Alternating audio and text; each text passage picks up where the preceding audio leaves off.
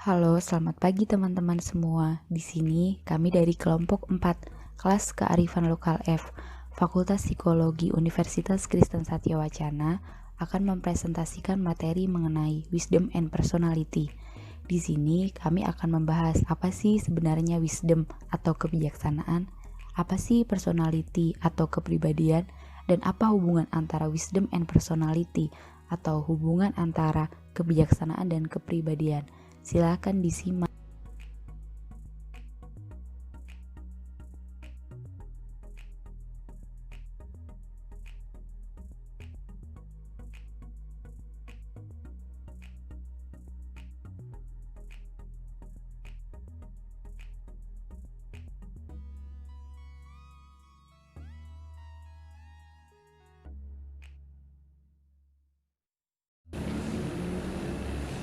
Erikson melihat kebijaksanaan sebagai puncak perkembangan kepribadian dan menganggap bahwa kebijaksanaan adalah karakteristik dari kepribadian.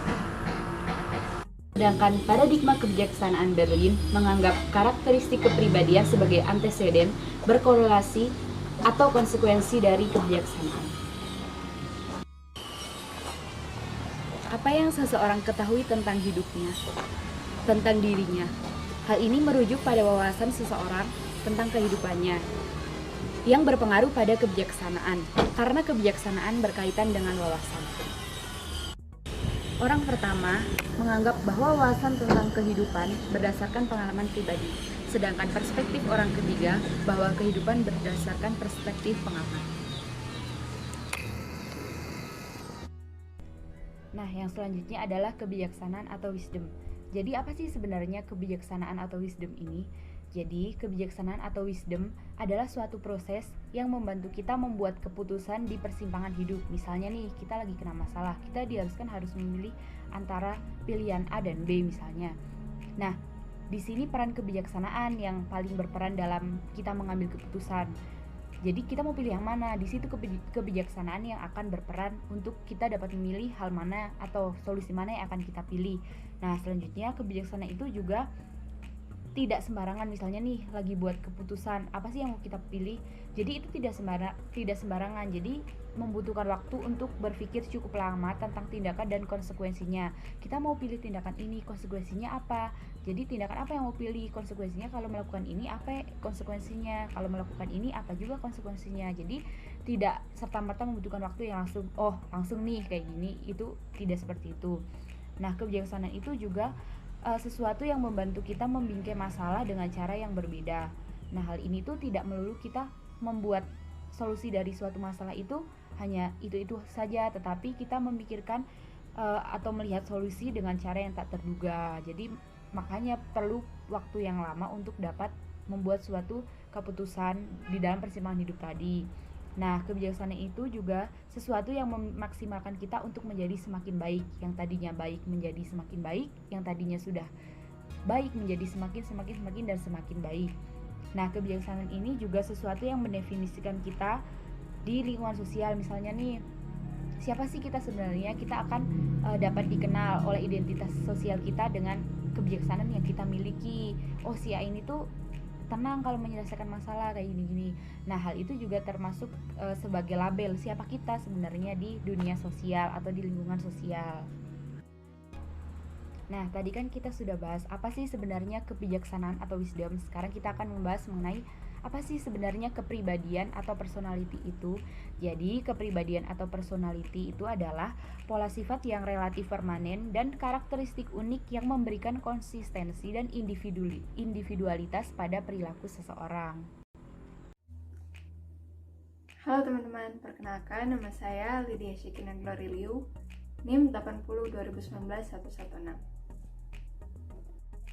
Jadi teman-teman, terdapat perbedaan umum antara kepribadian dan kebijaksanaan jika ditinjau secara ontogenesis.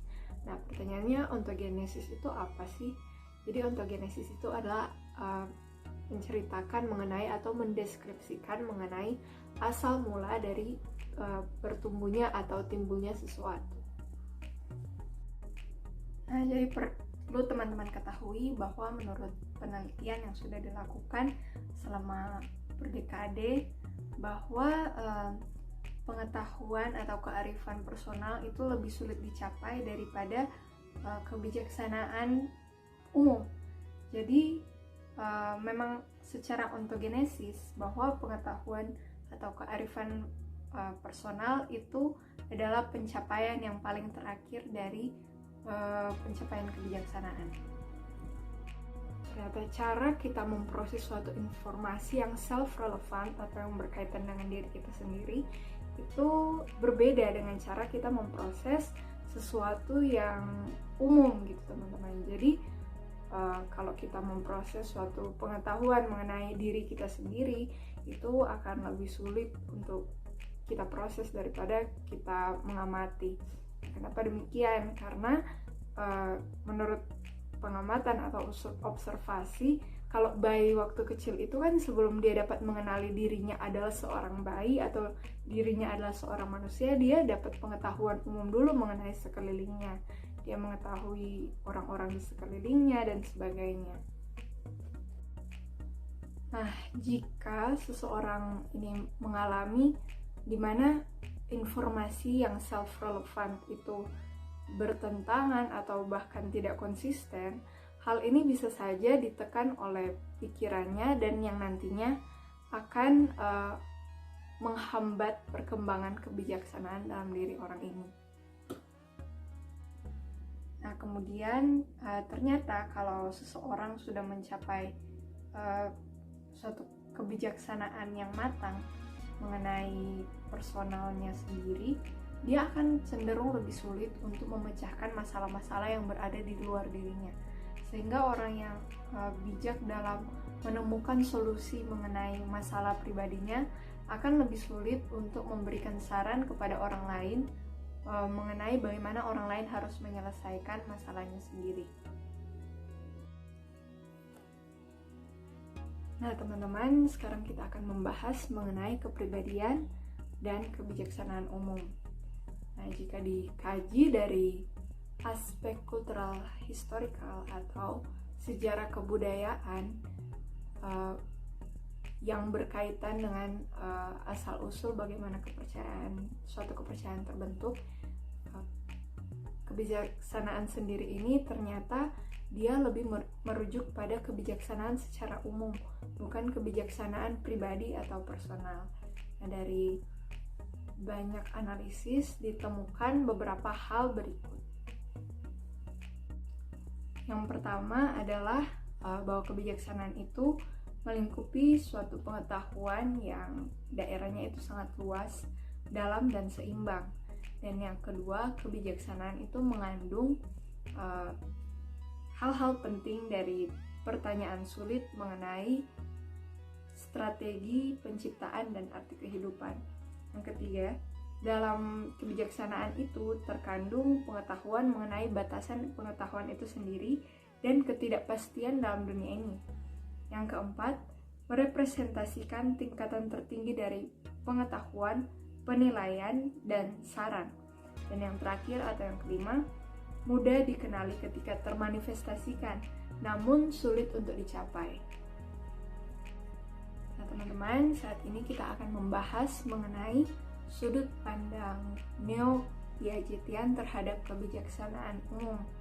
Nah teman-teman, seperti yang sudah kita pelajari dalam kelas psikologi perkembangan bahwa menurut Piaget, tingkat berpikir yang paling tinggi adalah postformal, di mana seorang yang berpikir secara postformal itu dia cenderung melihat segala sesuatu itu multikausalitas dan dia terbuka terhadap sesuatu yang ambigu, kemudian dia juga tolerir dengan banyak hal. Nah, jadi menurut neo-Piagetian ini, kebijaksanaan itu adalah ketika seseorang mencapai cara berpikir yang demikian. Nah, cara berpikir yang postformal ini dia cenderung terbuka akan pengalaman-pengalaman baru dan tidak berpatok pada satu kebenaran saja, teman-teman. Oke teman-teman, selanjutnya kita akan membahas mengenai kebijaksanaan dari sudut pandang Sternberg. Jadi menurut Sternberg, intelijensi akademik dan kemampuan praktis atau mempraktekkan itu penting untuk mencapai suatu kebijaksanaan. Jadi orang yang bijaksana itu dia cenderung mempertimbangkan nih, kalau orang biasa kan dia cenderung mempertimbangkan bagaimana penyelesaian masalah ini berpengaruh pada diriku. Tapi kalau orang yang bijaksana itu dia cenderung melihat suatu penyelesaian masalah berpengaruh terhadap dirinya dan orang lain, jadi tidak cenderung memikirkan diri sendiri saja. Kemudian orang yang bijaksana itu dia cenderung untuk melihat kenapa sih orang melakukan sesuatu, daripada dia harus menilai ini benar nih yang dia lakukan atau ini salah nih yang dia lakukan. Gitu teman-teman. Jadi orang yang bijaksana ini dia cenderung mencari suatu solusi daripada dia harus menilai apakah suatu ini benar atau salah. Nah, orang yang bijaksana juga itu tidak terganggu dengan yang namanya ambiguitas atau sesuatu yang multitafsir, karena yaitu dia akan berpikir mengenai solusi bagaimana dia menyelesaikan suatu ambiguitas tersebut.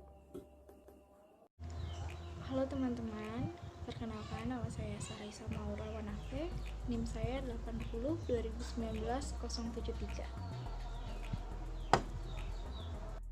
Yang pertama itu pengetahuan faktual. Pengetahuan faktual itu menyangkut pengetahuan tentang topik-topik seperti sifat manusia, perkembangan umur, hubungan interpersonal, dan norma sosial.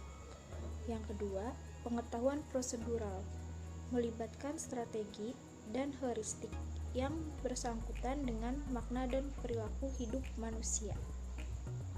Yang ketiga, kontekstualisme seumur hidup, mempertimbangkan masalah yang berkaitan dengan kehidupan seperti pendidikan, keluarga, pokoknya tuh masalah yang bersangkutan dengan masa lalu dan masa depan seseorang.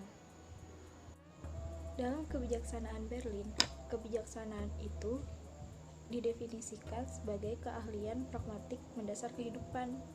Selain itu, kebijaksanaan juga didefinisikan melalui 5 kriteria, yaitu yang keempat, relativisme nilai-nilai dan prioritas hidup. Sedangkan yang kelima adalah pengakuan dan pengelolaan ketidakpastian. Selanjutnya, ada kinerja dan kepribadian yang berhubungan dengan kebijaksanaan. Hal apa sih yang berperan penting dalam hal ini? Komponen dasar dan fungsi psikologi seseorang seperti kecerdasan dan kepribadian berperan sangat penting untuk kinerja seseorang. Kesimpulannya adalah, menurut temuan dari paradigma kebijaksanaan Berlin, orang dengan nilai kinerja yang tinggi berkaitan dengan kebijaksanaan tampaknya terbuka, berorientasi pada pertumbuhan, moral, kreatif, dan tidak menunjukkan gaya berpikir yang konservatif dan menghakimi. Mereka berminat untuk memahami fungsi psikologis orang lain, yang kompeten secara sosial, yang telah mengatasi beberapa ketenangan emosi tanpa kehilangan minat pada dunia, dan lebih berorientasi pada kesejahteraan orang lain dan masyarakat daripada kesenangan dirinya sendiri. Halo semua, perkenalkan nama saya Ryan Gita, NIM 80/2019-150. Nah, selanjutnya ada teori-teori implisit dari kebijaksanaan dan kepribadian. Melalui sejumlah penelitian klasik muncul karakteristik pribadi orang bijak. Nah, dari hasilnya menunjukkan bahwa kebijaksanaan anak digambarkan sebagai yang berpendidikan, seperti intuitif dan refleksi.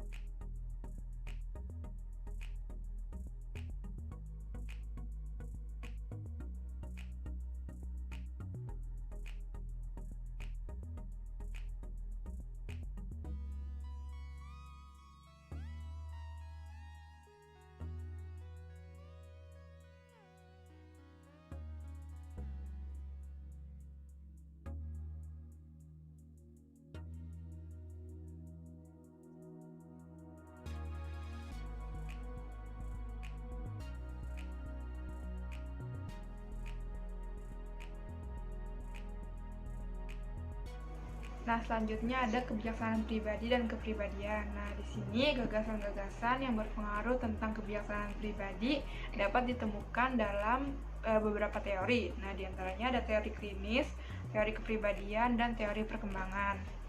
Nah, dari yang pertama dulu yaitu dari teori klinis. Nah, yang pertama mendefinisikan kematangan pribadi sebagai mencapai karakter kelamin yang mampu mencintai dan bekerja.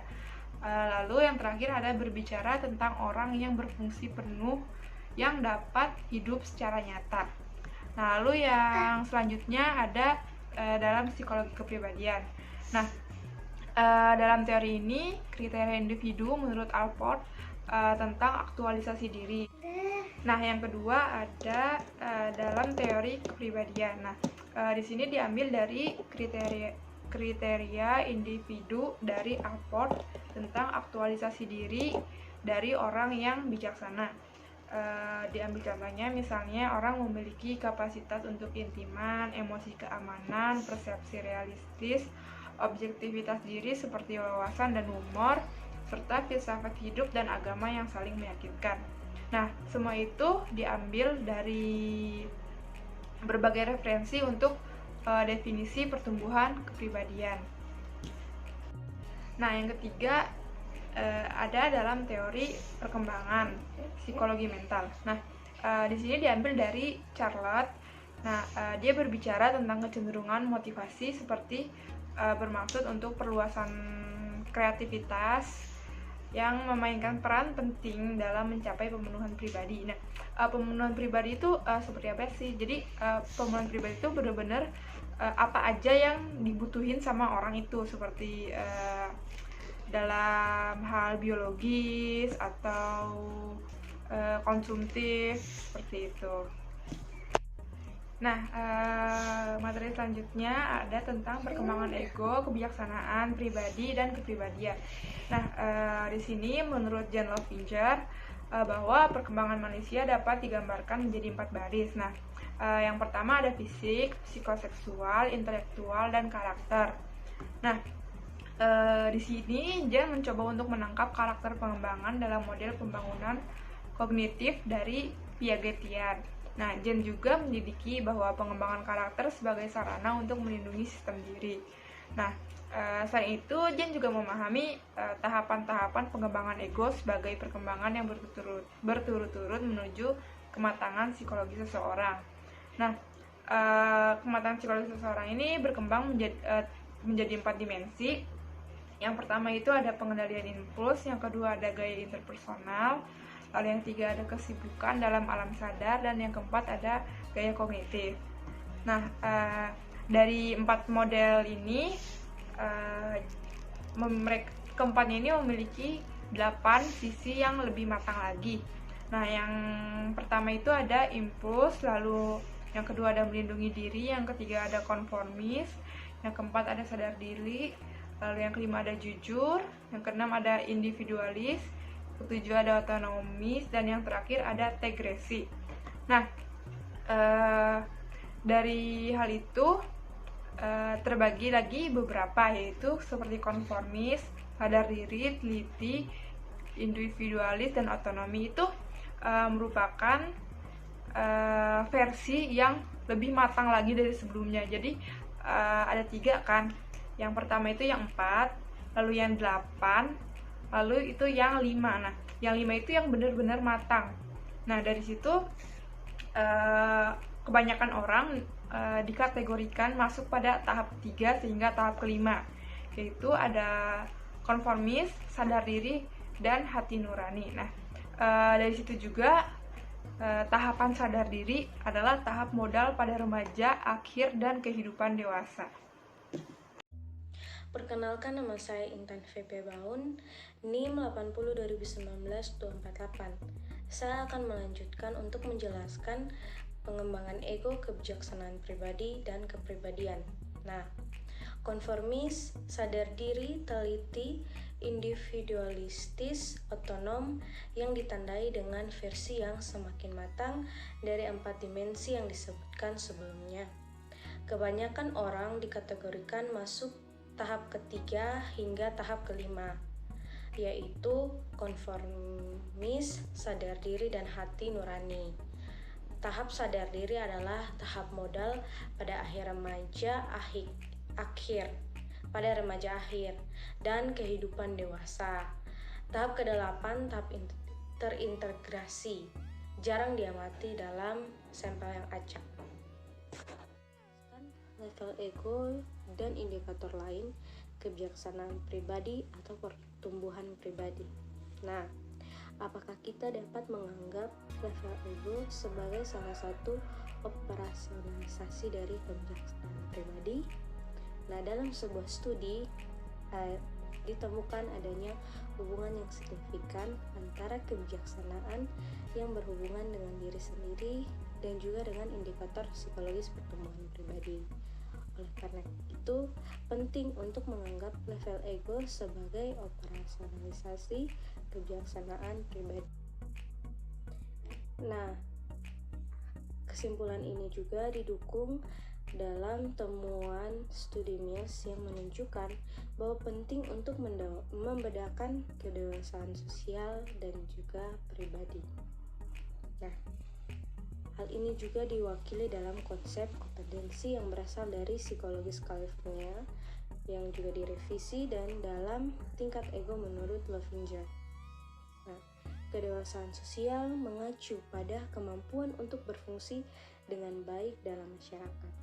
Ketika kita membandingkan kedua pengertian kematangan ini dengan kaitannya, ditemukan bahwa meskipun tingkat ego atau level ego dengan kompetensi CPI menunjukkan tumpang tinggi baik mengenai hubungan mereka maupun dengan langkah-langkah mereka, ada perbedaan-perbedaan yang ditemukan.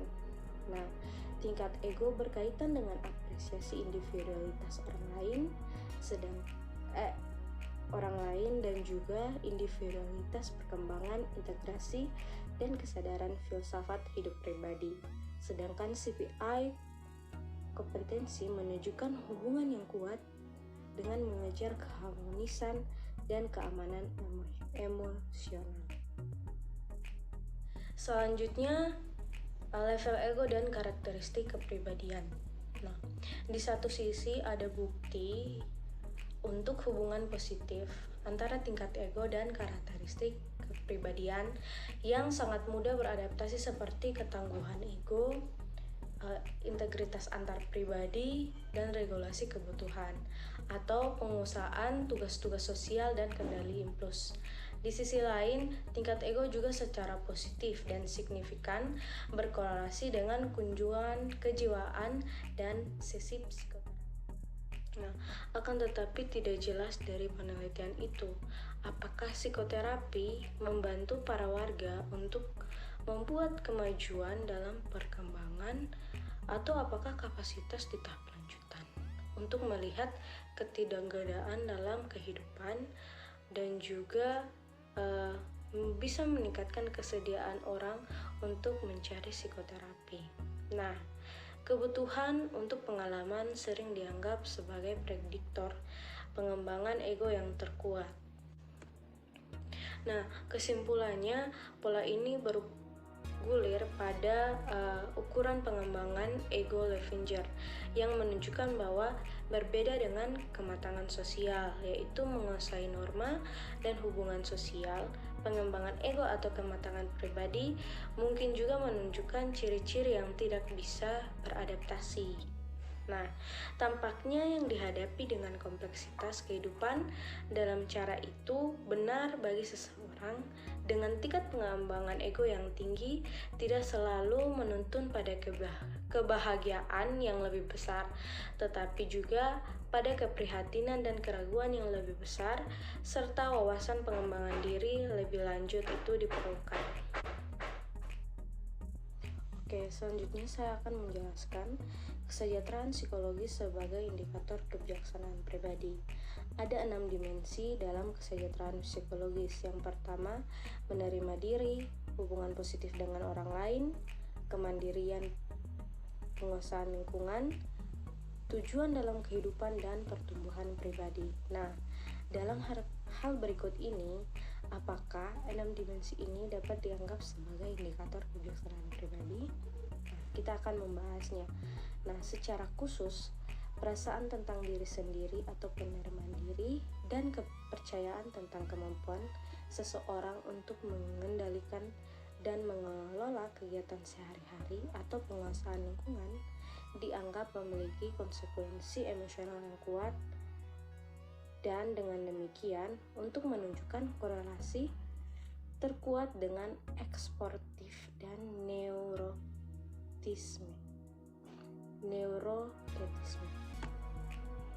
Nah, hubungan positif dengan orang lain dianggap berasal dari kepribadian yang menyenangkan, dan karena itu dapat berkorelasi dengan sifat yang menyenangkan. Nah, kehidupan yang penuh kesadaran seharusnya memunculkan kesadaran akan kompetensi dan penguasaan lingkungan. Nah, keterbukaan itu perlu dialami, demikian pula juga dianggap bermanfaat dalam hal motivasi untuk tumbuh dan memperbaiki tujuan hidup atau pertumbuhan pribadi. Nah, demikian pula orang-orang yang memiliki keterbukaan akan pengalaman digerakkan oleh rasa penentuan nasib sendiri yang kuat atau kemandirian. Nah, ada penelitian di Jerman baru-baru ini mengenai interaksi antara sejumlah indikator kematangan sosial dan pribadi. Nah, hal ini menggunakan analisis faktor. Hasilnya menunjukkan bahwa beberapa dimensi kesejahteraan psikologis seperti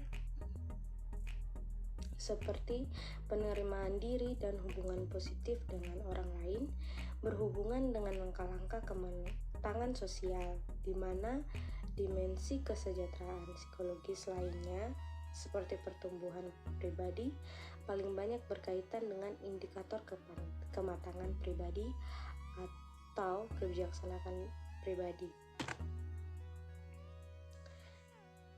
Nah, dimensi kematangan sosial yang menunjukkan peningkatan normatif seiring bertambahnya usia, dan dimensi kematangan pribadi yang menunjukkan stabilitas dan atau penurunan setelah usia parubaya.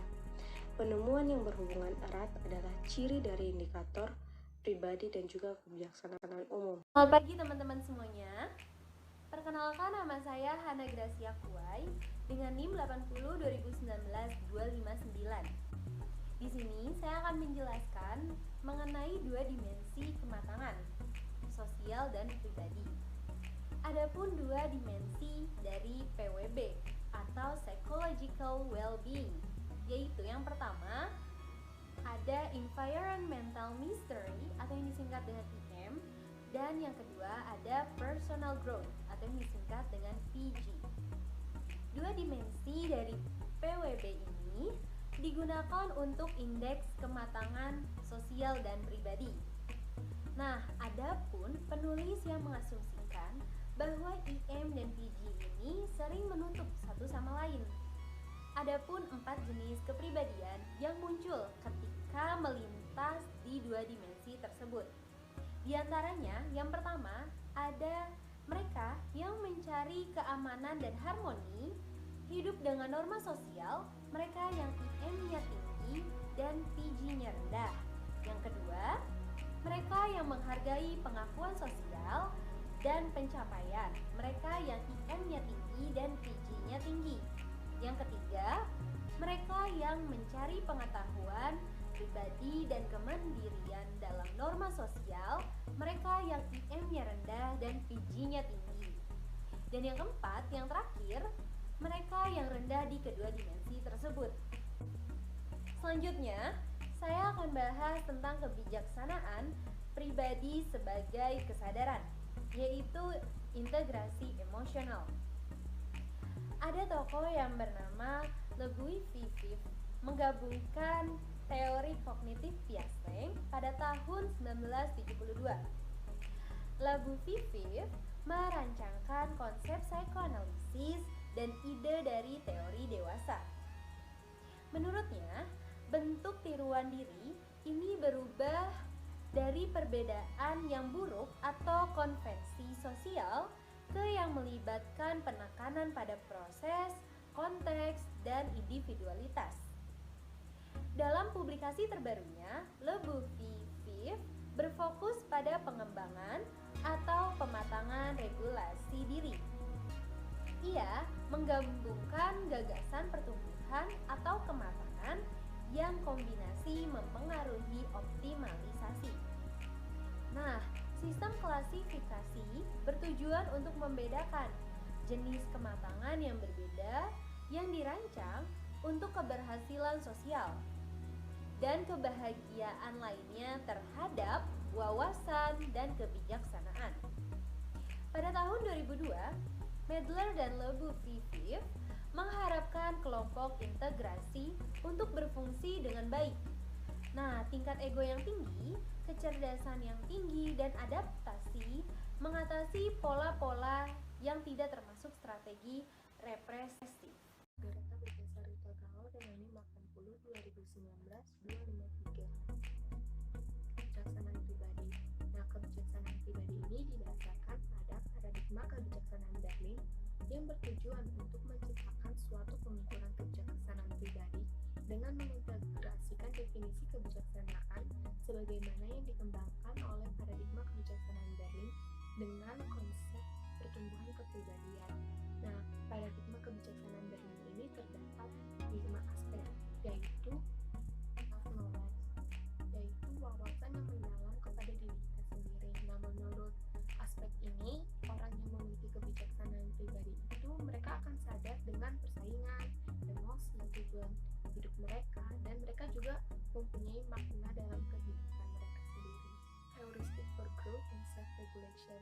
Nah, menurut aspek ini, orang dengan kebijaksanaan pribadi itu tahu cara bagaimana mengekspresikan dan mengatur emosi mereka atau bagaimana mengembangkan dan mempertahankan hubungan sosial yang mendalam. Interacting the self. Interacting the self ini mengacu pada kemampuan untuk mencerminkan dan memiliki wawasan yang mungkin menjadi penyebab dari perilaku dan atau perasaan dari seseorang. Penyebab tersebut dapat berhubungan dengan usia, situasi, atau berhubungan dengan karakteristik pribadi. Yang keempat yaitu self-relativism. Nah, menurut aspek ini, orang yang memiliki kebijaksanaan pribadi dapat mengevaluasi diri mereka sendiri dan orang lain. Selain itu, mereka secara kritis dapat menilai perilaku mereka. Tetapi pada saat yang bersamaan, mereka juga memperlihatkan penerimaan dasar terhadap diri mereka sendiri. Nah, mereka juga memperlihatkan toleransi terhadap nilai-nilai dan gaya hidup orang lain selama hal tersebut tidak merusak diri mereka sendiri ataupun orang lain. Tolerance of ambiguity. Nah, menurut aspek ini, orang yang memiliki kebijaksanaan pribadi memiliki kemampuan dalam mengenali dan mengelola ketidakpastian dan perkembangan seseorang. Nah, hal ini tercermin dalam kesadaran bahwa kehidupan itu dipenuhi dengan peristiwa-peristiwa yang tidak terhindari dan tidak terduga seperti kematian atau penyakit. Nah, pada yang sama, tolerance of ambiguity juga mencakup kesetiaan strategi untuk mengelola ketidakpastian ini melalui keterbukaan, pengalaman, kepercayaan dasar, dan pengembangan solusi yang fleksibel. Nah, berdasarkan 5 aspek tersebut, kebijaksanaan diri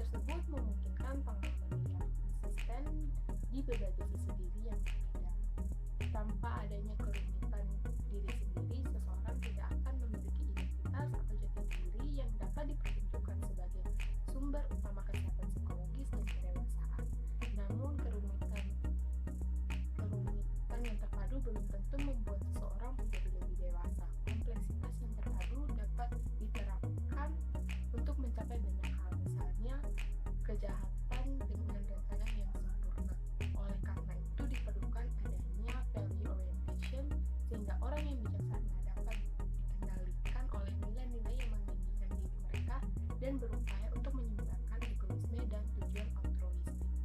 Seperti investasi, orientasi nilai dan harga diri menunjukkan hubungan yang kuat dengan kematangan sosial dan adaptasi, sedangkan kompleksitas dan orientasi nilai berhubungan lebih kuat dengan indikator kematangan pribadi atau kebijaksanaan pribadi. Sekian dari saya, terima kasih. Halo teman-teman, perkenalkan nama saya Rika Devi Pakan, NIM 80 2019 151. Oke teman-teman, di sini saya akan menjelaskan mengenai kebijaksanaan pribadi. Ukuran kuesioner terlepas dari pendekatan yang digerakkan secara teoritis. Nah, baru-baru ini ada dua upaya yang lebih berorientasi secara empiris yang bertujuan pada penilaian ekonomis dari kebijaksanaan pribadi yang telah diusulkan. Pertama itu skala kebijaksanaan penilaian diri oleh SWAS dan kebijaksanaan 3 dimensi skala 3DVS. SWAS menilai ada 5 komponen kebijaksanaan yang berbeda. Pertama, regulasi emosional.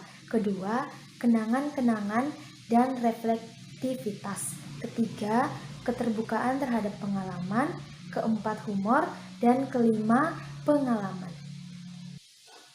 3DVS juga mengukur 3 dimensi kebijaksanaan. Pertama, reflektif. Misalkan pada kemampuan untuk mengambil berbagai perspektif. Kedua, kognitif.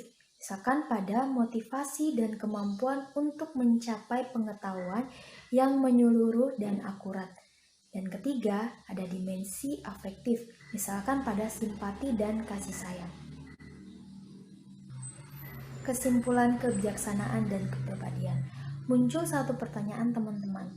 Apa yang telah kita pelajari tentang hubungan itu? Yang pertama, bahwa tidak mungkin untuk berbicara tentang hubungan antara kebijaksanaan dan kepribadian itu karena sebuah konseptualisasi kebijaksanaan yang masih ada sangat berbeda. Bagi beberapa peneliti, terutama yang tertarik pada kebijaksanaan pribadi, kebijaksanaan itu adalah karakteristik kepribadian yang sangat istimewa dan langka. Nah, bagi yang lain, terutama mereka yang mempelajari kebijaksanaan umum, karakteristik kepribadian tertentu adalah anteseden atau konsekuensi dari kebijaksanaan, karena kebijaksanaan dapat memanifestasikan dirinya dalam individu, tapi juga dalam teks tertulis, yaitu yang biasanya tidak digambarkan menggunakan karakteristik kepribadian. Dan kedua, ketika menghubungkan langkah-langkah yang berbeda dari bidang pengembangan kepribadian dan adaptasi, ada dua faktor yang berbeda muncul, yaitu kedewasaan atau kematangan sosial dan kedewasaan pribadi. Kedewasaan sosial didefinisikan oleh ukuran-ukuran adaptasi seperti kepuasan hidup, penguasaan lingkungan, atau hubungan sosial yang positif. Nah, kalau kedewasaan pribadi diindeks oleh keterbukaan terhadap pengalaman dan indikator kebijaksanaan pribadi, seperti pertumbuhan pribadi dan pengembangan ego. Nah, teman-teman, sayangnya kita tidak dapat menguraikan banyak tentang hubungan nonlinear antara kebijaksanaan dan kepribadian, karena hanya beberapa peneliti yang melihat itu. Oke, sekian. Terima kasih teman-teman.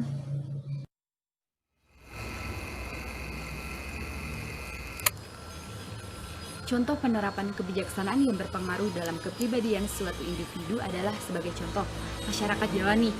Mereka ada sesuatu yang membuat mereka mengatur bagaimana dia berbicara, dengan siapa dia berbicara itu diatur sesuai dengan unggah-ungguh bahasa.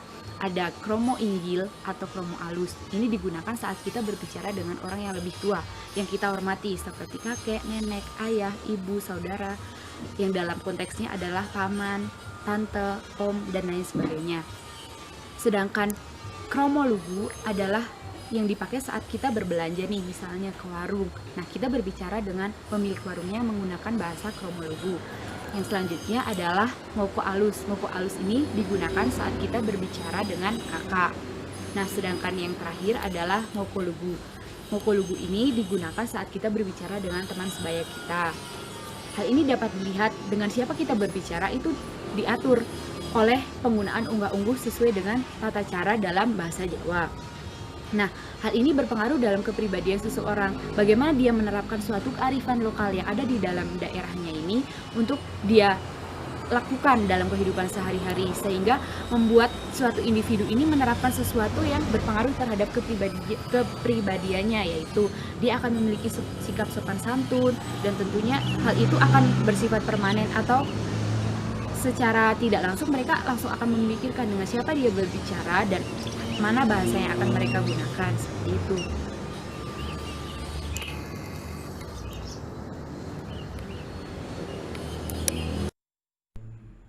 Hal ini yang membuktikan adanya hubungan antara kepribadian dan kebijaksanaan. Menurut budaya Jawa, menjunjung tinggi sopan santun adalah kearifan agar dalam hidupnya seseorang dapat diterima di lingkungan sosialnya. Nah, budaya ini dikenal dengan istilah ngajeni wong liya dalam bahasa Jawa.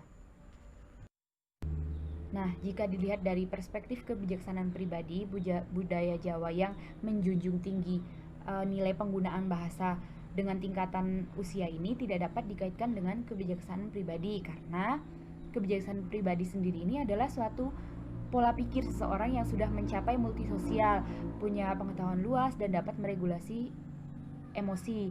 Jadi, jika ditinjau dari kebijaksanaan pribadi ini sulit untuk menemukan titik temu bahwa adanya hubungan antara budaya Jawa ini dengan kebijaksanaan pribadi, karena penggunaan bahasa ini adalah sesuatu yang turun-temurun yang mengharuskan seseorang yang tinggal di daerah tersebut untuk menggunakan bahasa sesuai dengan unggah-ungguh bahasa agar dia dapat diterima di lingkungan sosialnya. Jadi bukanlah suatu yang merupakan tingkatan pemikiran.